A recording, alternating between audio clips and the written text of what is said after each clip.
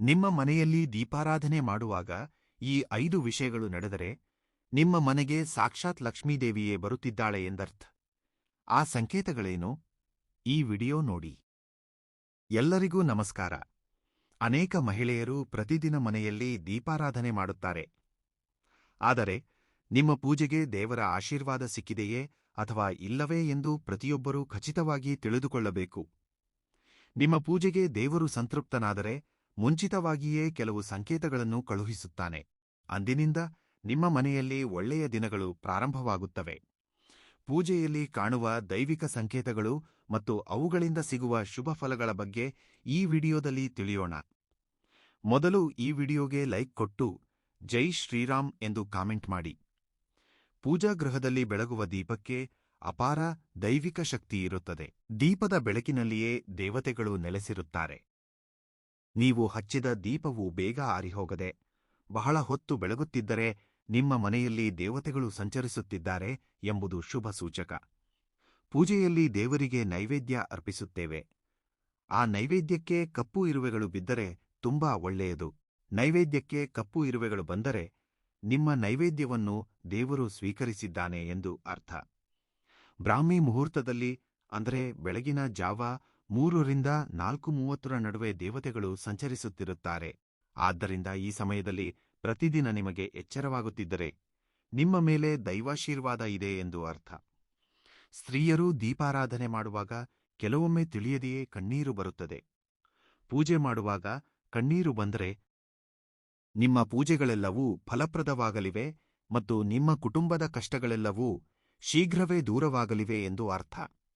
ಪೂಜೆಯಲ್ಲಿ ದೇವರಿಗೆ ಆರತಿ ಬೆಳಗುವಾಗ ದೇವರ ಮುಖದಲ್ಲಿ ಮಂದಹಾಸ ಕಂಡುಬಂದರೆ ಅದು ಬಹಳ ಶುಭ ಸೂಚಕ. ಆರತಿಯ ಸಮಯದಲ್ಲಿ ದೇವರು ನಕ್ಕಂತೆ ನಿಮಗೆ ಕಂಡರೆ ನಿಮ್ಮ ಪೂಜೆಯನ್ನು ದೇವರು ಸ್ವೀಕರಿಸಿದ್ದಾನೆ ಮತ್ತು ನಿಮ್ಮ ಜನ್ಮ ಧನ್ಯವಾಯಿತು ಎಂಬ ಸಂಕೇತ. ಕೆಲವೊಮ್ಮೆ ಪೂಜೆಯಲ್ಲಿ ದೀಪ ಹಚ್ಚುವಾಗ ಆಕಸ್ಮಿಕವಾಗಿ ನಮ್ಮ ಕೈ ಸುಡುತ್ತದೆ.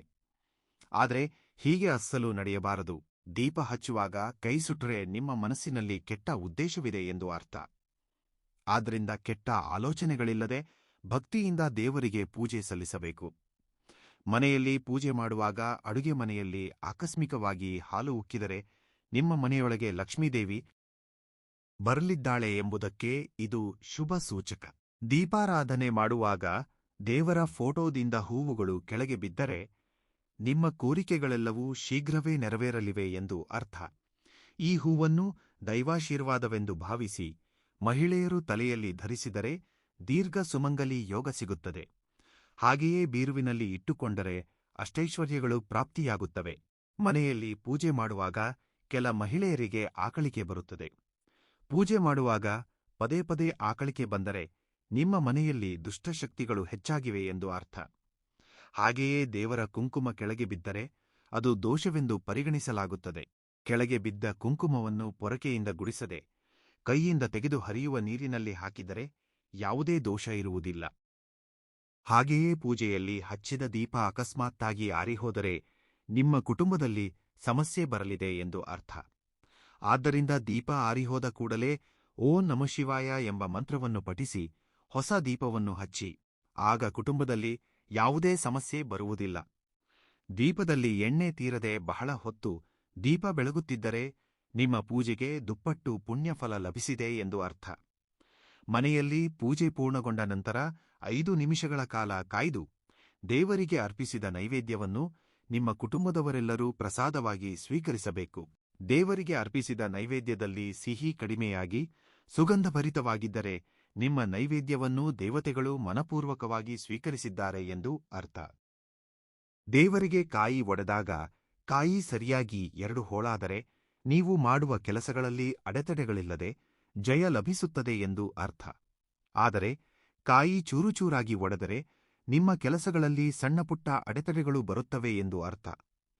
ಪೂಜಾಗೃಹದಲ್ಲಿ ದೀಪ ಹಚ್ಚಿದಾಗ ಬತ್ತಿಗಳು ಸಂಪೂರ್ಣವಾಗಿ ಸುಟ್ಟು ಹೋದರೆ ನಿಮ್ಮ ಪೂಜೆಗೆ ತುಂಬಾ ಒಳ್ಳೆಯ ಫಲ ಸಿಗುತ್ತದೆ. ಆದರೆ ಬತ್ತಿಗಳು ಸಂಪೂರ್ಣವಾಗಿ ಸುಡದಿದ್ದರೆ ಸಾಮಾನ್ಯ ಪುಣ್ಯ ಫಲ ಸಿಗುತ್ತದೆ.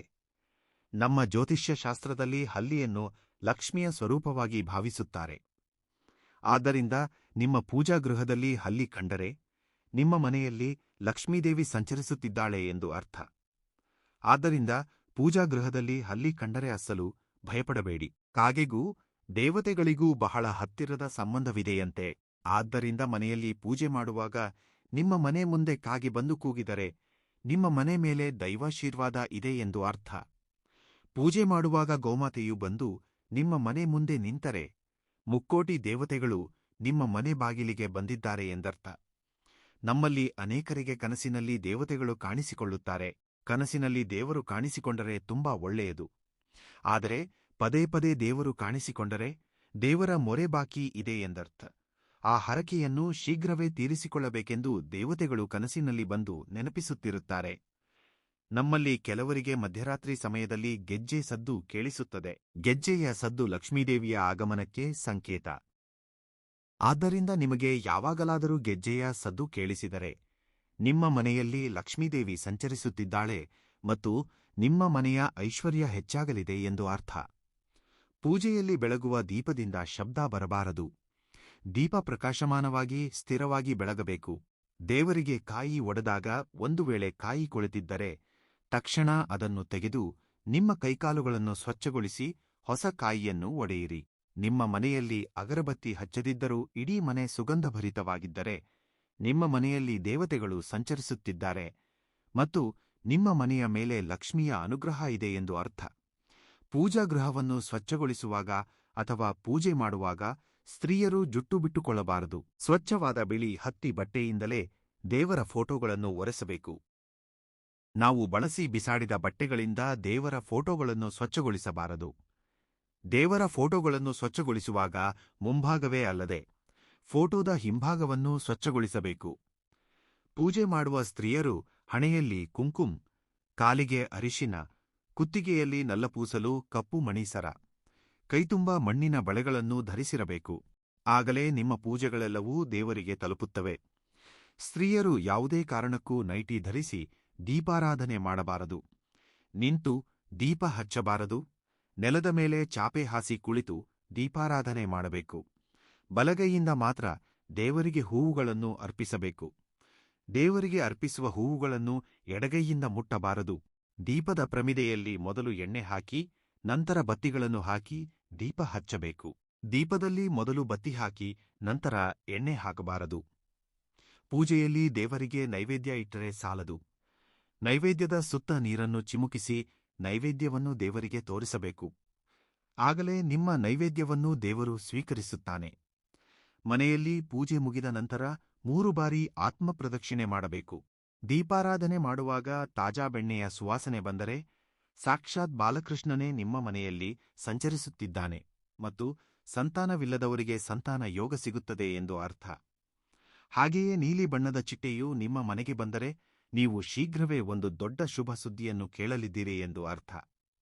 ಹಾಗೆಯೇ ನಿಮ್ಮ ಕನಸಿನಲ್ಲಿ ದೇವಾಲಯಗಳು, ಬೆಳಗುತ್ತಿರುವ ದೀಪಗಳು, ದೇವತಾ ವಿಗ್ರಹಗಳು ಕಾಣಿಸಿಕೊಂಡರೆ ಮುಂದಿನ ದಿನಗಳಲ್ಲಿ ನಿಮ್ಮ ದೊಡ್ಡ ಸಮಸ್ಯೆ ಒಂದು ಪರಿಹಾರವಾಗಲಿದೆ ಎಂದು ಅರ್ಥ.